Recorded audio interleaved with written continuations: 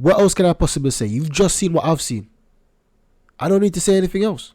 The video speaks for itself. Everyone else is above these Trossard and Martinelli. Everyone else is above them in goal and in probability. How can that be? Even our centre backs are above them in goal. Now, these stats shows you how poor Martinelli and Trossard was in this match. And Martinelli has not just been poor in this match. He's been poor in a lot of our recent matches.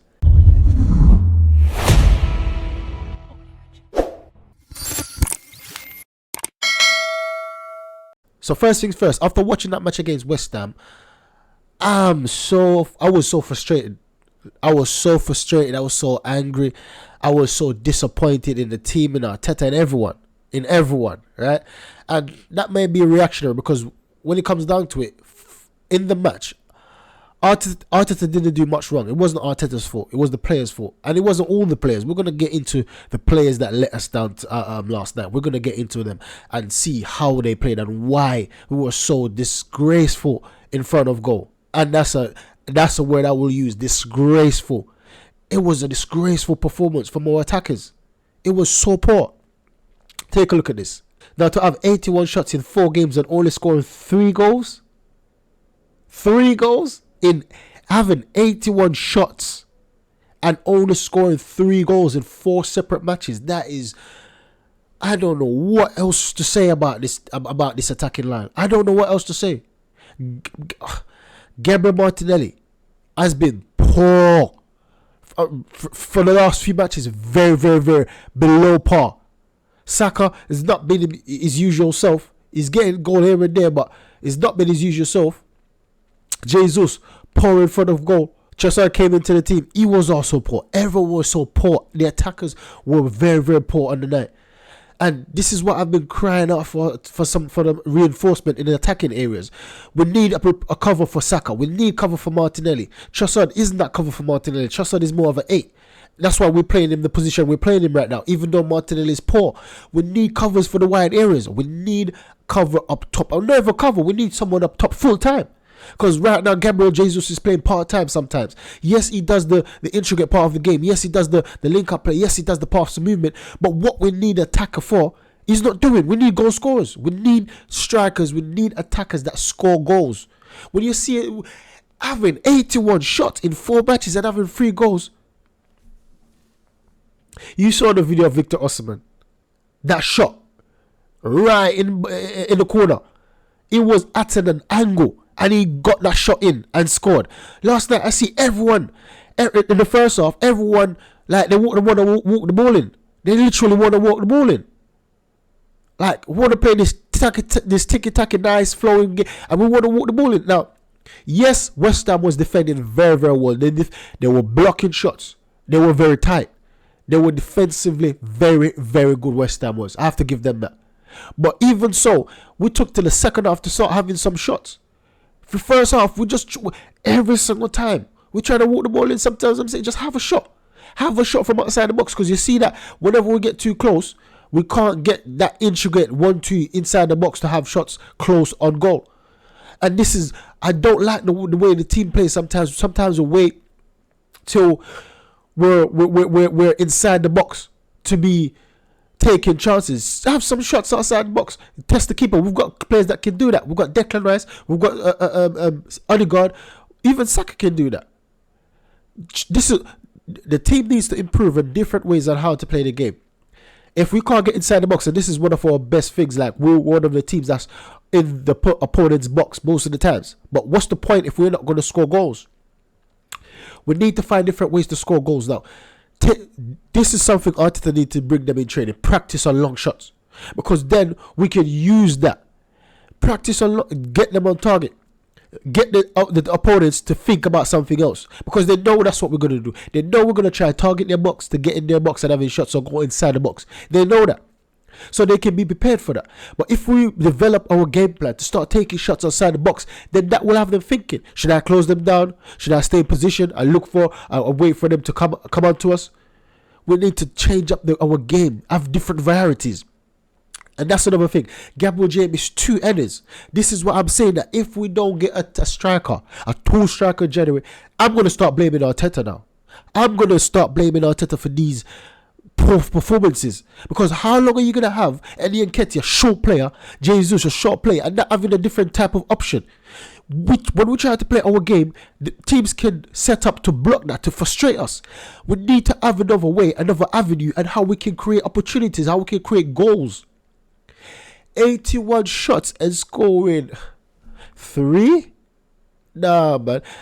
Song himself scored 11 goals. One player scored 11 goals. And Saka, Martinelli, and Jesus combined scored 10. This three best attackers. Our 3 best attackers scored 10 goals. One less than Song. One player. Let that sink in. Another stat. Jared Bowen scored 11 goals. Saka, Jesus, Martinelli scored maximum of 10 together. All 3 players scored 10 goals. Jared Bowen by himself scored 11. One more as well. Now, with these stats, you see, going back now to this one, having 81 shots. If that was Jared Bowen, how much of those 81 shots would he scored? If that was Son, how much of that 81 shots would he scored? Do you know what I mean? If that was Osimhen, if that was Tony, if that was even Solanke. Now, even if you say, oh, Jesus didn't get all those 81 shots. Say he got a quarter of them. Say he got 35. Say he got 30. Say he got 30 to 35 shots. How much did he score? Jesus scored 3 goals in the Premier League. 3 goals in the Premier League. So this is Jesus' stats. He played 14 games. 14 games, scoring 3 goals in 14 games. Goal expectancy, 4.77. Goals per game, 0.2 goals per game. Not even one. Not even half. Shots per game, 2.2. You're having 2.2 shots per game and only scoring 3 shots in 14 matches. Big chances missed, 5. 5 big chances missed in 14 matches. Goal conversion, 10%. That's no better than the defender. So, I'm not trying to target this guy. But he does a lot of things good. So, I'm not trying to target him. But we need someone that can take these chances that we've been creating. It's not the creative side of the game that's letting us down. It's the goal scoring. So, I think that should be our number 1 priority in January. Our number 1. Look at this. Goals from inside the box. He scored 3 goals inside the box out of a 29. That's what I'm saying. These guys wait till they're in the box to try to shoot. No shot from outside the box. Now, when you take a look at what Odegaard said, it's not bad. After the match against West Ham, it's not bad. We're up there and fighting. We're aiming to be better every day. We learned a lot from last season and gained some experience. And hopefully, we can use that throughout the end, to the end of the season. Now, that's what I've been saying, that we've gained valuable experience by missing out on top 4. A few seasons ago, we gained valuable experience from missing out number 1, the title last season. And we should be better this season. So far, when you check the stats, we've been minus everything from last season. In comparison to last season, yeah, points, we're 4 less than where we were last season. That's a minus already. -4. XG, we are 0.33 minus XG than where we were last season. Goals, we're -12 than where we were last season. So we're scoring 12 less goals this season than where we were last season. At this point in the league, in the season. Expected goal against, we are -4.6. That's the only thing that we've been improving on this season. The goals that we conceded, right? And goal against last is -2 right now. So that's a good start to have minus in goal against, because we conceded 11 goals this season so far. Last season at this point we conceded 20, so 2 less. So those are the 2 stats that's going for us right now. When you take a look at XG difference, we have a plus 1.3. Now that's another stat. Once again, it's because of the goal we've conceded. We conceded less goal, so our defense has improved. When you take a look at goal difference, last season we have a plus 28 goal difference. This season we have a plus 18. So far, most of the important stats, it doesn't look good right now. In everything, last season we were having a better campaign, right? And if we were having a better campaign this time last season, and we still fell off the top, what's going to happen by the end of the season? And I know what Odegaard said. We're trying to improve. We got experience from last season, this and that. That's the same thing I've been thinking. But I'm going to be wrong. I'm going to be proven wrong by the end of the season. Odegaard is going to be proven wrong. Unless we get a striker. That's the only thing we need to improve on. Last season, it was our defense that was giving the problem. Now we fixed that defense. And then we fell off on scoring goals. You see, we scored in 12 less goals than last season. At this point. 12 less goals. Now, if we get a striker, that striker could improve that side of the game. The striker could improve the goals, and we can continue with the same defense. Now, that will make us a whole. Because right now, I see something missing. Something is obviously... It's the same with last season. Last season, we didn't know that our defense was so weak until we've improved it this season. Now we saw that, listen, it was our defense that was giving us the problem last season because Saliba was injured most of the time. We didn't understand how important our defense was. We thought that by scoring lots of goals, that will alleviate the pressure from the defense, but it wasn't so. We fell off the top because our defense was so weak. Now, we have improved our defense, but attacking, we need to improve that. We need to get back to where we were, or even better than last season in terms of goal scoring. And for me, the players that we have, not good enough. Martinelli was on fire last season. Saka was on fire last season. Now they're dried up. We need to get the goal from somewhere else. We need to. And Nketiah is not the answers. But one thing I can say in this match that we really miss Kai Havertz. And this is the thing that sometimes we underestimate the players we have in our team. We don't understand how much we need them until they're not there. Kai Havertz is one of the most dual winners in our team. And if we haven't got that player in midfield that's winning the ball, I'm not talking about Declan Rice sitting. I'm talking about winning the ball high up, in duels high up, winning the ball high up the pitch. If we haven't got that player up there, we won't have high turnovers in order to counteract high up the pitch and quickly. And this is what we've been missing in that match against last night. We missed Kai Havertz aggression, dual winning. We missed that. We see that when Kai Havertz is in the team, we're a better team. Whenever he's playing, we're a better team, especially of recently. When he just joined, some fans, yes, might criticize him, said he wasn't good enough, this and that and that and this. But since of recent, he's been one of our best players consistently. Even when everyone else is hiding, Declan Rice and Kai Havertz are two shining lights. And now he was missing for that match. You can see how much we missed him in terms of the quality of the dual winning in that midfield. Because if Kai Havertz were there, look, even in crossing, Jesus got 2 crosses, he missed both of them. If we had Kai Havertz there, we could have put him up top, aim for him. I believe that at least we would have got a goal from Kai Havertz from an header. At least one of those chances Kai Havertz would have scored. So if you're looking at dual winning, we miss him. If you're looking at aerial duels, we missed him. Ground duels, miss him. Aerial duels, especially to have some shots on target on the aerial duels, we missed it. Because Saka and Martinelli, they had to keep cutting in because there was no presence inside the box that could be efficient headers. If they saw Havertz there, I know they could have targeted Havertz. And then once again, giving the opponents more things to think about.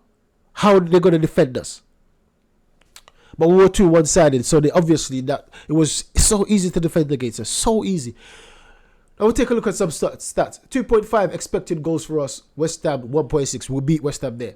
30 shots we had in one game. 30 shots. Score having 8 on target. Not even half. Not even half. Having 8 on target. Not even a quarter. Less than a quarter. Having 8 on target. West Ham having 6 shots. Having half. 3 on target. Very efficient. Having 3 on target, scoring 2 goals. Open play shots, we have 24, West Ham have 3. Possession, we had 74.2, West Ham have 25.8. Passes and completion, we have 781, completion 686, West Ham having 271 and 184 complete. This is one of the most one-sided attacking display I've seen. When we started this match, I'm saying, yes, this is us now. We're going to dictate. We look like champions right now. This is what I've been saying. This is what I've been saying. We look like champions. We're going to win this match easy. But then as the match goes on, it looks dry, it looks long. We're just passing for no reason at times. Disappointment. is an understatement. When you look at field tilt, we had 88.3. This is the highest field tilt I've seen this season from us. West Ham having is 11.7. The highest field tilt I've seen before this was a 74%. Now we have an 88 field tilt and still lost the game 2-0. We have 7. This is what I'm saying. It's not the whole team. It's not Arteta. It's the strikers. By this field tilt, you expect us to win about 5-0 with this field tilt. Now when it comes down to final third entries, we have 92 compared to West Ham 16. When it comes down to deep expected threat created, we have 7.5 to theirs 0.9. Deep touches, we have 115 compared to theirs 18. Zonal 14 touches, 52 compared to theirs 3. They have 3 zonal touches. Zonal 14 touches. When it comes down to up crosses and completion, we have 21, 5 being completed. They have 4, 0 being completed. Progressive passes, we have 81 compared to theirs 1. Dribbles, this is where we slack now. This is where we drop off. When it comes down to dribbles and successful dribbles, we have 21, 4 being successful. They have 14 and 4 being successful. So we have the same success rate, even though we have more attempt at dribbling than them. And when it comes down to tackling and being successful, we have 24 tackles, 20 being successful. They have 28 and 24 being successful. Once again, when you tackle the most, when you have the most dual winners in your team, then more than likely you're going to come out on top. And when it comes down to interception, we have 6, they have 8. Block passes, we have 10 each. Clearances, we have 10, they have 43 clearances. So that shows you that their defense was on peak form, fighting to the very end. Now that shows you the probability, the goal scoring probability. Now this is a big thing to highlight. That we were the prediction was that we have a bigger chance to score 5-0. We have a bigger chance to score 5-0 than we have to end the game by not scoring at all. The percentage to not score a goal is 0.4. The percentage to score 5 goals is 0.8. Let that sink in. And this is what I was predicting for the match: 4-1, 3-1, 4-1, and possibly even 5-1. This is what I was predicting for this match, because West Ham conceded a lot of goals. West Ham conceded over 30 goals this season. Over 30 goals. And we have scored over 30 goals. So the maths, when you maths up the maths, by right, we should be scoring at least 1-2 goals. But we couldn't even score 1. We couldn't even score against a team that's conceded 30 goals this season. And when you take a look at West Ham now, they have a 2.6 chance of winning 2-0. 2.6 chance. And when you take a look at 2-2, they have this is the biggest average, or the biggest percentage rate in terms of a 12.3% for both of us to draw 2-2, right? 2-2. But that's us scoring 2 goals. West Ham is a 2.6 chance. That's the lowest. When you take a look at to beat us 1-0, to beat us, for West Ham to beat us 2-0, that's an 8.1. For West Ham to beat for us to draw 2-2, that's the highest, as what I said before, which is a 12.3. For West Ham to lose 3-2 to us, that's the other big percentage, which is about 11.1%. For West Ham to lose 4-2, that's a 7.2%. For West Ham to lose 5-2, that's a 5.1%. The 2.6% is the lowest, and that's exactly the scoreline. No one was predicting for West Ham to beat us 2-0. So even the match fixers, whoever come up with these predictions, these averages, even no one was expecting us to lose. And this is poor from Arsenal. Now when you take a look at this average position in the match, now a few things I want to highlight. Where you see me put this big circle, this big red circle, this is where we need a striker to be playing. This is where we need. Where Jesus is at number 9, we don't need our striker there. We need our striker an average in this box, or somewhere close to this 18-yard box. So when you see the black lines, then you can see Martinelli feeding him. You can see Trossard feeding him, or whoever will be playing here, whether it's Declan Rice, whether it's Kai Havertz, they'll be feeding the striker from this angle. Odegaard feeding, Saka feeding the striker, the black lines. Now, if when the number 9 comes in this position with the circles, then number 19, which would be Trossard or Kai Havertz, whoever played that 8, could drift over to where Jesus is currently playing. And then Odegaard can come closer to middle where you see this red dot is.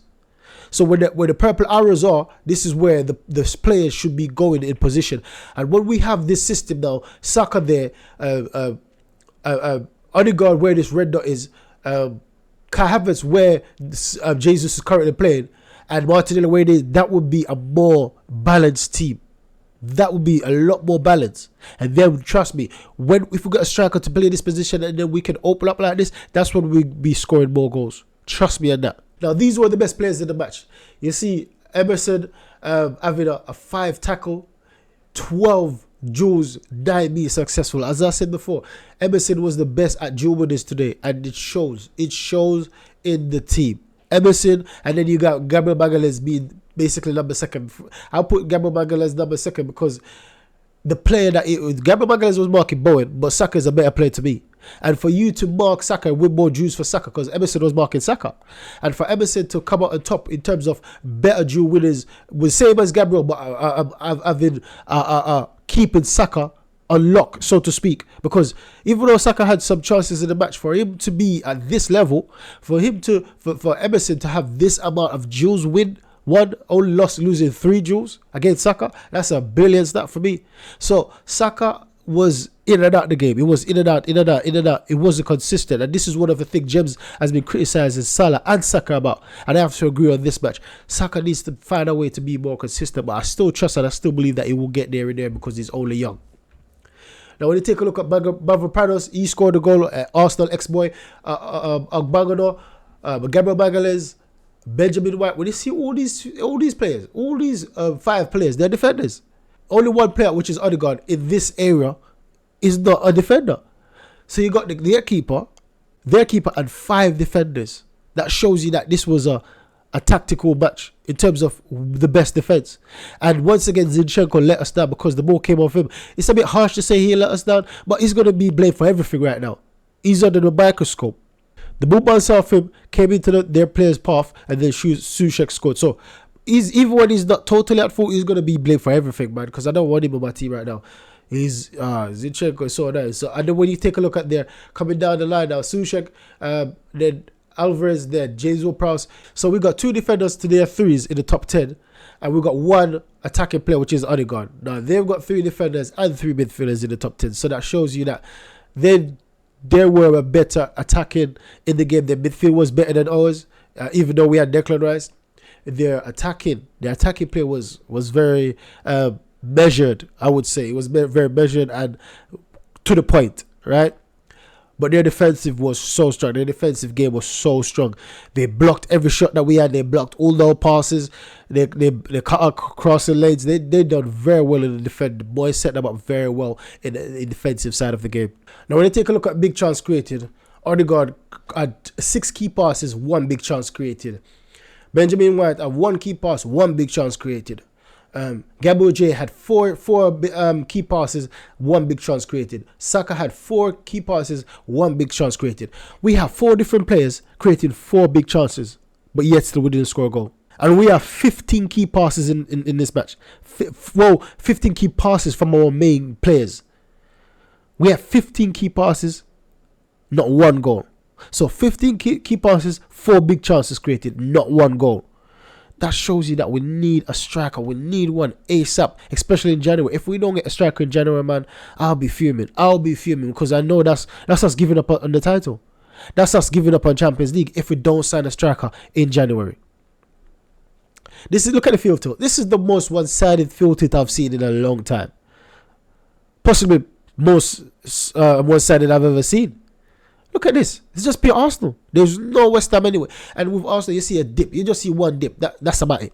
But for the whole match, in 10 minutes progressive periods, it's only Arsenal. It's only Arsenal. And we lost 2-0. Now, when you take a look at goal probability added by action, Odegaard number 1.